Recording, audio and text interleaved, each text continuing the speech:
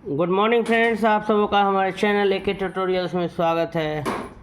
आज जो हम लोग टॉपिक डिस्कस करने जा रहे हैं वो history major course 1 semester 1 students के लिए, बीए के छात्रों के लिए, सभी यूनिवर्सिटीज़ के लिए बेनिफिशियल रहेगा यह वीडियो।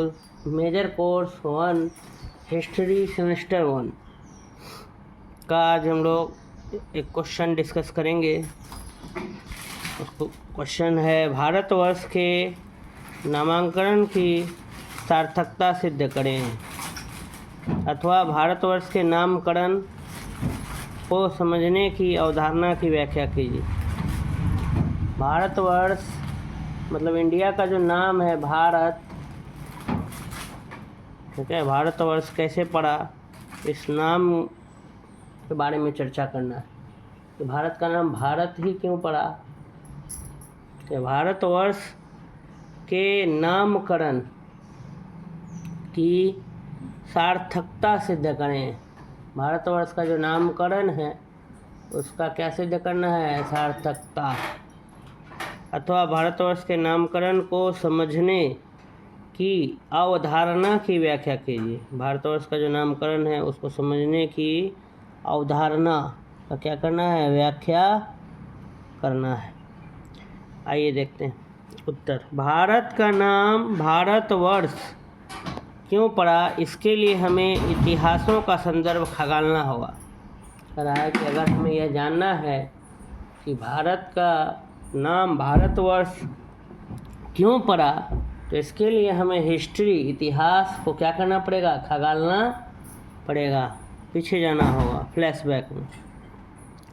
त्रेता युग में दशरथ के पुत्र तथा राम के भाई भरत, रामायण आप लोगों ने सुना होगा, तो युग भी 4 युग सुना होगा।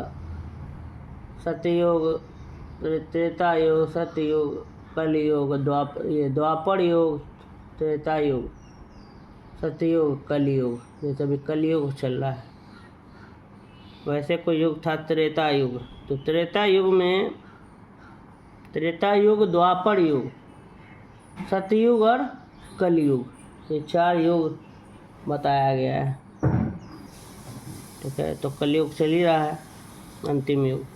त्रेता युग में दशरथ के पुत्र तथा राम के भाई भरत के नाम पर इस देश का नाम भारतवर्ष माना जा सकता है। कह रहा है कि अगर हम राजा दशरथ के पुत्र और राम के भाई भरत के नाम पर भी हम कह सकते हैं कि देश का नाम क्या पड़ा, भारत वर्ष पड़ा। इसी कुल में एक राजा हुए जिनका नाम था अजनाब, ठीक है। वे बहुत ही प्रतापी सूर्यवंशी राजा थे। उस समय इस देश का नाम अजनाथ वर्ष था, ठीक है। इसी कुल में एक राजा हुए जिनका नाम था अजनाथ, बहुत ही प्रतापी शक्तिशाली सूर्यवंशी राजा थे। तो उस समय हमारे देश का भारतवर्ष का नाम क्या था, अजनाथ वर्ष। वर्ष का अर्थ देश होता है। एक वर्ष का मतलब ईयर होता है, YEAR, साल। कितने वर्ष के हैं आप, how old are you, I am 5 years old, वर्ष। लेकिन यहाँ ये वाला वर्ष नहीं, यहाँ वर्ष का मतलब है देश। भारतवर्ष मतलब भारत देश, अजनाथ वर्ष माने अजनाथों का देश। वर्ष लास्ट में लगा है, मतलब वो देश बता रहा है, ठीक है। वर्ष का अर्थ देश होता है। क्योंकि पूर्व काल में सिंधु नदी के पार से आर्य भारत में आकर बसे, इसलिए इसे आर्यावर्त भी कहा है। क्योंकि पूर्व काल में, पहले के समय में, सिंधु नदी के पार से आर्य जो थे वो भारत में आकर के बसे, ठीक है। आर्यंस जिसको कहते हैं, वो भारत में आकर रहने लगे, इसलिए हमारे देश का नाम आर्यावर्त भी, ठीक है, आर्यावर्त भी कहा गया है। पंडित जी कभी पूजा कराने अगर आते हैं कथा उथा में, तो आप ध्यान से सुने होंगे, कोई मंत्र वंत्र पढ़ते हैं तो नदियों का नाम और देश का नाम इस प्रकार से बताते हैं कि डैश क्षेत्र आर्यावर्ते जम्बूद्वीपे ऐसे करके श्लोक में रहता है, हर देश का नाम आता है। ठीक है, तो कहा तो आर्यावर्त भी हमारे देश का नाम है। चूँकि पूर्व काल में सिंधु नदी के पार से आर्य जो हैं वो भारत में आकर बसे, इसीलिए इसे आर्यावर्त भी कहा जाता है। कहा जाता है कि दुष्यंत के पुत्र भरत के नाम पर इस देश का नाम भारत पड़ा है।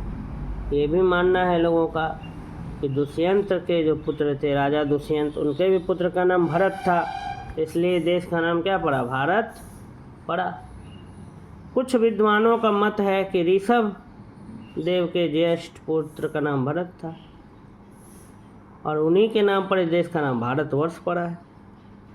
कुछ विद्वान ऐसे भी मानते हैं कि ऋषभ देव के जो बड़े पुत्र थे, ज्येष्ठ पुत्र, उनका नाम भरत था और उन्हीं के नाम पर इस देश का नाम क्या पड़ा है, भारतवर्ष पड़ा है। ईरानियों ने इस देश को हिंदुस्तान कहकर संबोधित किया है। ईरानियों ने इस देश को हिंदुस्तान कहकर संबोधित किया है और यूनानियों ने इसे इंडिया कहा है।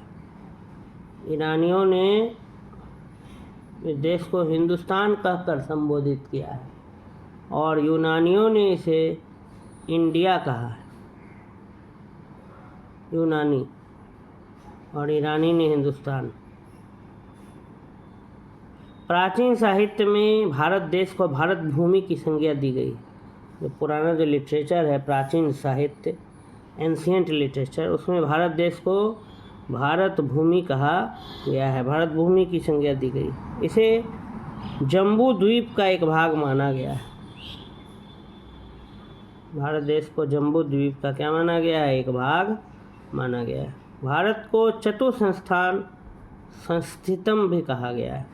भारत को एक और नाम है चतुसंस्थान संस्थितम, जहाँ पर 4 संस्थान क्या हैं, संस्थित हैं।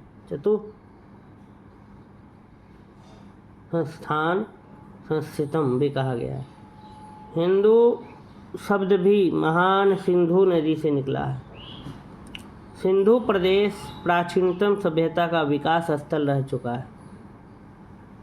भारत के प्राचीन साहित्य में, एंशिएंट लिटरेचर, भारत के 5 भागों में बटे होने का उल्लेख मिलता है कि भारत जो है वो 5 भागों में बटा था। सिंधु और गंगा के मध्य में, सिंधु और गंगा के बीच में मध्य प्रदेश था। ब्राह्मण ग्रंथों के अनुसार यह भूभाग सरस्वती नदी से प्रयाग,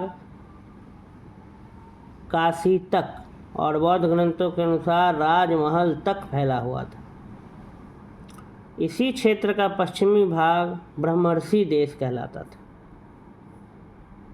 कह रहा है कि सिंधु और गंगा नदी के मध्य में, मिडिल में मध्य प्रदेश था और ब्राह्मण ग्रंथों के अनुसार यह जो भूभाग था, जमीन था, यह सरस्वती नदी से प्रयाग, काशी तक फैला था। और वहीं बौद्ध ग्रंथ के अनुसार अगर हम देखें तो यह जो भाग था वो राजमहल तक फैला हुआ था। इसी क्षेत्र का पश्चिमी भाग ब्रह्मर्षि देश कहलाता था। पतंजलि ने इस समग्र भूभाग को, पूरा जो जगह है, उसको आर्यावर्त कहा था। स्मृति ग्रंथों में आर्यावर्त हिमालय और विंध्य पर्वत के बीच बताया गया है। स्मृति ग्रंथों में आर्यावर्त हिमालय और विंध्य पर्वत के बीच बताया गया है। प्राचीन ग्रंथों के अनुसार मध्य प्रदेश के उत्तर में उत्तरापथ, जिसको उदिच, पश्चिम में अपरांत, प्रतिच, दक्षिण में दक्षिणापंथ, दक्षिण, और पूर्व में प्राच्य देश, प्राची थे। कह रहा है कि प्राचीन ग्रंथ के अनुसार अगर देखें तो मध्य प्रदेश एकदम मिडिल में, मध्य प्रदेश के नॉर्थ में, उत्तर में उत्तरापथ, जिसको उदिच कहा गया, पश्चिम में अपरांत, जिसका दूसरा नाम प्रतिच, दक्षिण में दक्षिणापथ, दक्षिण, और पूर्व में प्राच्य देश, प्राची थे। भारतवर्ष के 9 भेद मत्स्य पुराण में इस प्रकार हैं। भारतवर्ष का और भी 9 नाम मत्स्य पुराण में भी है। इंद्रद्वीप, कसेरू, ताम्रपर्णी, गभस्तिमान, नागद्वीप, सौम्य, गंधर्व, वारुण, सागर। तो मत्स्य पुराण में भी भारत देश के 9 भेद बताए गए, 9 टाइप, 9 नाम बताए गए हैं। इंद्रद्वीप 9 बने पार्ट्स बताए गए हैं भारतवर्ष 9 हिस्सों में। मत्स्य पुराण में पुराण 18 होते हैं, जैसे मत्स्य पुराण, गरुड़ पुराण, शिव पुराण, ऐसे करके बहुत सारा पुराण होते हैं 18। ठीक है, 4 वेद होते हैं, पुराण 18 होते हैं।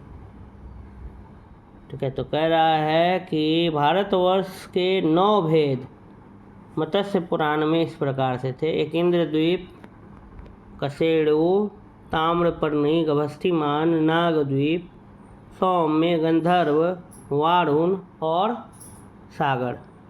व्यापार और संस्कृति के प्रसार से, व्यापार और संस्कृति के फैलने से जहाँ भी भारत के लोग गए वहाँ वे लोग उसे भारत ही समझने लगे।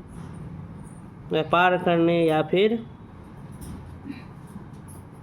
क्या करने के लिए, व्यापार के फैलाव के लिए और संस्कृति कल्चर का फैलाव के लिए, प्रसार के लिए जहाँ भी भारत के लोग गए वहाँ वे लोग उसे भारत ही समझने लगे। परंतु वह सब भारत का हिस्सा नहीं था। भौगोलिक दृष्टिकोण से कश्मीर से लंका की सीमा तक और कश्मीर से असम तक ही भारत का सही भूभाग था। भौगोलिक दृष्टि से अगर देखें तो कश्मीर से लंका की सीमा तक और कश्मीर से असम तक ही भारत का सही भूभाग था, जिसका प्रमाण हमें अपने ग्रंथों से मिलता है। शंकराचार्य ने अपने 4 पीठों को बद्री, केदार, हिमालय, द्वारकापुरी और श्रृंगेरी मैसूर में स्थापित किया था। शंकराचार्य, आदि गुरु शंकराचार्य ने अपने 4 पीठ, एक बद्रीनाथ और केदारनाथ वो हिमालय में, द्वारकापुरी और श्रृंगेरपुरी ये दोनों मैसूर में स्थापित किया था। प्रांतीय तथा स्थानीय विशेषताओं के बावजूद, ठीक है, स्थापत्य कला, मूर्ति कला, चित्रकला, संगीत, रंगमंच आदि में भारतीयता की क्या मिलती है, झलक मिलती है। प्रांतीय तथा स्थानीय विशेषताओं के बावजूद जो है आर्किटेक्चर में, मूर्तिकला में, चित्रकला में, संगीत में, रंगमंच में भारतीयता हमें देखने को मिलती है। साहित्य, कला और चिंतन के क्षेत्र में भी विचित्र साम्य देखने को मिलता है, समानता देखने को मिलता है। साम्य मतलब समानता। साहित्य, कला और चिंतन के क्षेत्र में भी, भले भारत विविध रूप में अलग अलग भागों बटा हुआ है, मतलब हम सभी परंतु क्या हैं, भारतीय हैं। ये नहीं कि हम बिहारी हैं, हम बंगाली हैं, हम मराठी हैं, हम उड़िया हैं, ऐसा नहीं। हम सभी क्या हैं, भारतीय हैं, इंडियंस, एकजुट होकर के। वही कह रहा है कि भारत में तो विशेषता, विविधता बहुत है, वैरायटी बहुत, अलग अलग धर्मों के लोग, अलग अलग जातियों के लोग, अलग अलग, ठीक है, हर जगह वैरायटी है, विविधता, डाइवर्सिटी हमें देखने को मिलता है। लेकिन इसके बावजूद कह रहा है कि साहित्य, कला और चिंतन के क्षेत्र में भी विचित्र साम्य देखने को मिलता है, समानता देखने को मिलता है। संस्कृत को भारतीय एकता का सबसे बड़ा प्रमाण माना जा सकता है। भारत की सांस्कृतिक संपत्ति इसी भाषा में सुरक्षित है। सुदूर दक्षिण में तमिल देश या तमिलकम था। आधुनिक समय में इस देश का नाम क्या है, भारत है। भारत की सांस्कृतिक संपत्ति जो है, कल्चरल जो भी हेरिटेज है, वो संस्कृत भाषा में कह रहा है कि सुरक्षित है। और सुदूर दक्षिण में, काफ़ी रिमोट साउथ में तमिल देश या तमिलकम था। और अभी आधुनिक देश में, मॉडर्न इंडिया में इस सब का देश, हमारे देश का नाम क्या है, भारत। बौद्ध ग्रंथों में भारतवर्ष को जम्बू द्वीप कहा गया है। इस जम्बू द्वीप को बाद में आर्यावर्त से भी पुराणों में अभिषिक्त किया गया। इस प्रकार भारत को प्राचीन काल से अब तक अनेक नामों से अभिहित किया गया है। तो भारत देश का बहुत सारा नाम बहुत पुराने समय से ही था, जिसको कि हमने यहाँ देखा। 1950 में भारतीय संविधान बना, 26 जनवरी 1950 को लागू हो गया, जिसमें भारतवर्ष को इंडिया डैट इज़ भारत के नाम से संबोधित किया गया।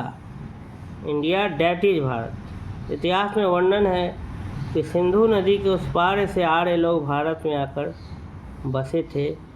वहीं सिंधु शब्द जो है बाद में उपभ्रंश बन करके हिंदू नाम से अभिषिक्त हुआ और हिंदुस्तान भी कहा जाने लगा। जो भी हो, भारत विभिन्न सभ्यता एवं संस्कृति वाला देश है। यहाँ मंगोल, हून, शक आदि अनेक जातियाँ आर्यों और भारत की भौगोलिक स्थिति घटते घटते लगभग 33,000 किलोमीटर हो गई। भारत के उत्तर में हिमालय पर्वत है तथा पूर्व पश्चिम दक्षिण में समुद्री तट। भारत के उत्तर में नॉर्थ में हिमालय पर्वत है तथा पूर्व पश्चिम दक्षिण में समुद्री क्या तट है। वहीं यहाँ अनेक नदियाँ भी बहती है। इसके मध्य से भारत के मध्य से कर्क रेखा गुजरती है। प्राचीन काल में भारत की संपदा, भारत की जो संपत्ति थी वो इतनी थी कि इसे सोने की चिड़िया कहा जाता था। किंतु विदेशी आक्रांताओं जो अटैकर्स, आक्रमणकारी जो थे, उनके कारण सल्तनत कालीन तथा मुगल कालीन शासन और अंत में ब्रिटिश शासन के कारण भारत आज एक अल्प विकसित अथवा विकासशील देश के रूप में जाना जाता है।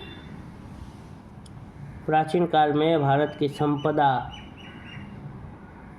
बहुत थी, तो इसलिए उसे सोने की चिड़िया कहा जाता था। किंतु विदेशी आक्रांताओं, आक्रमणकारियों ने साथ में सल्तनत कालीन शासन, मुगल कालीन शासन और बाद में अंततः ब्रिटिश का शासन, अंग्रेज का गुलाम शासन, इसकी वजह से भारत एक विकासशील देश के रूप में जाना जाता है। इस तरह से भारतवर्ष का जो नामकरण है, उसका नाम कैसे भारत पड़ा। जैसे कोई बच्चा होता है तो उसका नाम रखा जाता है, नहीं, छठी के बाद या पहले भी नामकरण होता है, जिसका क्या नाम रखेंगे।